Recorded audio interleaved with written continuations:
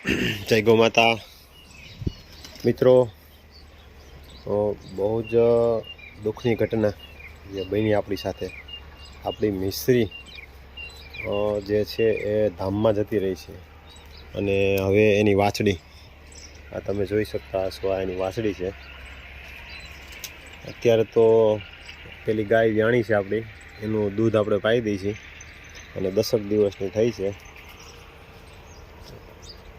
જોઈ શકતા હશો, માણસ કરતાં કોઈ પણ પશુ પંક્ષીને કેટલી ખબર પડે હું તમને કહું। આપણો આ સ્પેસ એરિયો અને આ સ્પેસ એરિયો બે ખુલ્લો એરિયો છે અને અહીંયા આપણે ગાયું છૂટી હોય 24 કલાક અને આ જ રીતે આપણે બધી જ ગાય જે વ્યાય એને ઓછામાં ઓછા 15-20 દિવસ સુધી તો બચ્ચું એના ભેગું જ ફરતું હોય। એટલે બચ્ચું જે કાચું દૂધ પીએ, જે આ રીતે આમ કસરત કરતું હોય તો કાચું દૂધ પીતું હોય પચી જાય અને એની માને જે છે હેડો ઓછો થઈ જાય અને પછી ખાવા પીવામાં રેગ્યુલર થઈ જાય। તો મિસ્ત્રીને કોઈ જાતનો કાંઈ તકલીફ નથી, કોઈ વાંધો નહોતો। ઘટના એવી ઘટી, આપણે જે વ્યાઈ ગયા પછી આપણે આ એક ગેપ છે જે એમાં આપણે સેપરેટ એક ગાયને અને વાછડાને આમાં આપણે રાખી શકીએ એ રીતે હોય। સાંજના સમયે આપણે અહીંયા રાખતા, એટલે અહીંયા જ આવતી રહેતી, પણ જેવી એક દિવસ બીમાર પડી તે દિવસે તો ત્યાં જતી રહી। બીજે દિવસે જ્યારે વધારે બીમાર પડી, એટલે હરતી ફરતી હતી, બીજો કોઈ જાતની કંઈ તકલીફ નહીં, બીમાર રહી ત્યારે અહીંયા હરતી ફરતી જતી। બપોર પછીના સમયે આવી અને આપણે જે આ ગેપ છે ત્યારે અહીંયા નીણ ભરવાનું આપણે હતું અને અહીંયા જે આ પતરા છે અહીંયા આપણે આડા પતરા મૂકી અને ગેપ બંધ કરેલો હતો। આ ગેપમાં આપણે નીણને ભરતા હોય ચોમાસા દરમિયાન। તો એ અહીંયા આવી અને અહીંયા આવતી રહી અને અહીંયા બેસી ગઈ। આ આપણો મિસ્ત્રીનો વાછરો છે, મિસ્ત્રી અને ભદ્રનો। અને આ જવાનો છે 100 ગાયોનો નંદી બનવા જવાનો છે। આપણા મિત્ર જે ગાય દોરાવી ગયા હતા એની ગૌશાળાએ, એટલે અહીંયા આવીને બેસી ગઈ। એટલે એને પણ કેટલી ખબર પડે કે આ દેહ ત્યાગ કરી અને ત્યારે અહીંથી મને લઈ જવા માગશે ત્યારે આ મારો ગૌપાલક છે કેટલો હેરાન થશે। એટલે અહીંયા આવીને દેહ ત્યાગ કર્યો પછી અહીંથી કાઢવામાં, કેમ કે અહીંથી આપણે કાઢી હતી આપણે મિસ્ત્રીને બારે, અહીંથી મિસ્ત્રીને બારે કાઢી અને પછી અહીંથી આપણે લઈ ગયા અને આપણે સામે સેટે છે જ્યાં હમો થાંભલો દેખાય ત્યાં સમાધિ આપણે આપી છે।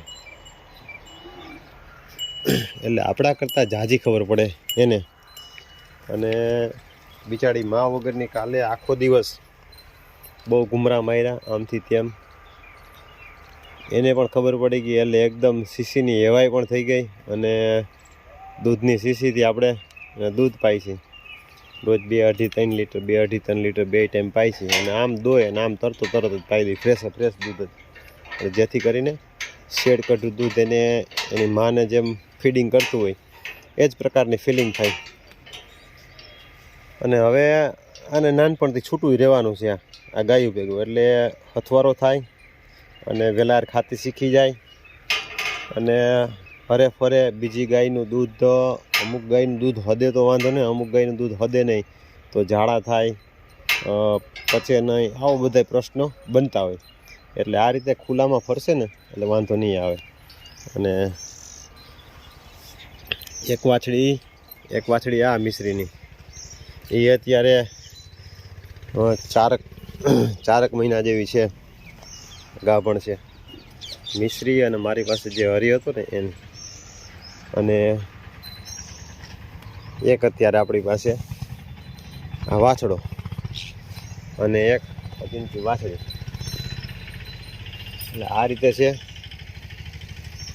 અને આ ત્યાં દેવાનું કારણ આપણે એ છે કેમ કે મિસ્ત્રી જે રીતે આપણી દૂધમાં હતી અને એની ગાયું પણ બધી બહુ સારી છે, તો મિસ્ત્રીનું એની માનું જે દૂધ હતું, મિલ્ક કેપેસિટી હતી, એ આવનારી બીજી પેઢીમાં આપે અને સારામાં સારું મિલ્ક રેકોર્ડવાળી ગાયું બનાવે અને એની માનું નામ રોશન કરે. હવે પૈસા વસ્તુ ગુણ છે, પૈસાની એને આપણે ઓફર કરેલી છે. હામી એની બહુ 3-3 લાખ 4-4 લાખ રૂપિયાની હોડકી વેચેલી છે. એને 2 હોડકી મને કીધું કે ભાઈ તું 2 હોડકી લઈ જા, તને ગમે તું 2 હોડકી લઈ લે આમાંથી મારા વાડામાંથી. કે મેં એને કિંમતનું કીધું, ભાઈ કિંમત મેં કીધું હું નહીં કરું. તો પછી છેલ્લે એને મને એમ કીધું ભાઈ તું વાછડી લઈ જા આમાંથી, તને ગમે ને એ.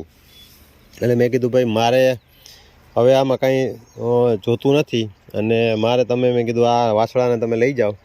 અને અત્યારે તમે જોઈ શકતા હશો રુદ્રથી થોડોક જ નીચો છે અને એની માથી સહેજ જ નીચો હતો, 2 આંગળ જેટલો, એટલી હાઇટવાળો થઈ ગયો. ને હજી આને માત્ર 16 જ મહિના થયા છે. આપણે આ મિશ્રીના વાછડાને હજી 16 જ મહિના થયા છે. એટલે ખૂબ સરસ મજાનું નંદી બનશે અને 5 વર્ષ સુધી હાઇટ વધે. એકદમ શરીર ફિટનેસ, બોડી ફિટનેસ બધી જ રીતે કમ્પ્લીટ. રંગ રૂપ, કાન, કલર, માથું હજી તો બનશે એકદમ જોરદાર. અને 1 આંગળનું જે શીંગડું છે. એટલે ખૂબ સરસ મજાનો નંદી બનશે અને ખૂબ સરસ મજાની વાછડીઓ પણ આપશે. અને એકદમ એની માની અને એના બાપની જેમ ફૂલ એતાર. અને વાછડી જો આ રીતે બધી જ ગાયો ભેગી થઈએ તો એને અહંગરું ન લાગે કે મારી માં જતી રહી છે. અને આ રીતે 1 મહિનો દિવસ સુધી હરખું દૂધ પીને કમ્પ્લીટ થઈ જાય, ખાતા પીતા શીખી જાય પછી વાંધો ન આવે. ખાતા પીતા શીખી જાય પછી તો આપણે ફીડ ઉપર એ લઈ શકીએ, આપણે એને ખાણ કે આપણે જે મજા આવે આપણે બધું ખવડાવી શકીએ, પછી ન વાંધો આવે. અત્યારે પરિસ્થિતિ એવી છે, અત્યારે ખાઈ નથી શકતી, અત્યારે માત્ર ફીડિંગ ઉપર છે. એટલે એ ખાસ આપણે ધ્યાન દેવાનું છે.